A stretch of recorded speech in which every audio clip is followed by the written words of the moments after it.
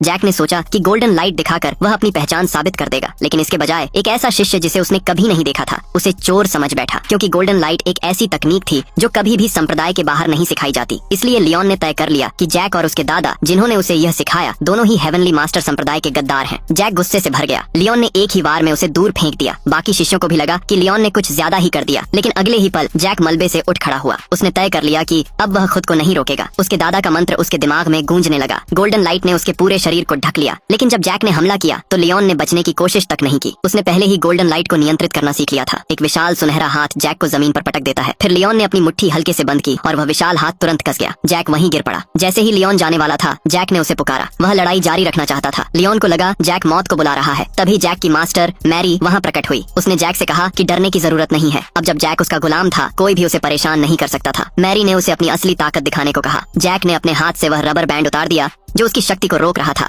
उसने लियोन को सबक सिखाने का फैसला किया। बिजली की चमक उसके शरीर के चारों ओर लिपट गई। ये थंडर मैजिक था। ये गोल्डन लाइट से भी ज्यादा शक्तिशाली था। सभी लोग हैरान रह गए, क्योंकि थंडर मैजिक एक उच्च स्तर की कला थी जो कभी भी संप्रदाय के बाहर नहीं सिखाई जाती। जैक की पहचान अब साफ थी कि वह कोई साधारण व्यक्ति नहीं है। शिष्यों में से सिर्फ लियोन को ही थंडर मैजिक सीखने की अनुमति थी, लेकिन जैक ने सिर्फ थंडर मैजिक ही नहीं इस्तेमाल किया। उसने उससे लियोन की गोल्डन लाइट को तोड़ दिया और हमला जारी रखा। लियोन को भी थंडर मैजिक का सहारा लेना पड़ा, लेकिन दोनों में फर्क था। लियोन की बिजली में काली ऊर्जा मिली हुई थी, जबकि जैक की बिजली चमकदार और शुद्ध सफेद थी। फिर भी लियोन की ताकत ज्यादा थी। जैसे ही जैक हारने वाला था, मैरी ने एक ही वार में दोनों की बिजली को अलग कर दिया। उसने लियोन को इशारा किया कि वह लड़ाई जारी रखे। अगर वह ऐसा करता तो वह खुद हस्तक्षेप करती, लेकिन अब लियोन लड़ना नहीं चाहता था। उसने जैक से कहा कि उसने 1 महीने बाद होने वाले अदरवर्ल्ड टूर्नामेंट में अपनी जगह बना ली है। उस टूर्नामेंट का विजेता अगला हेवनली मास्टर बनेगा।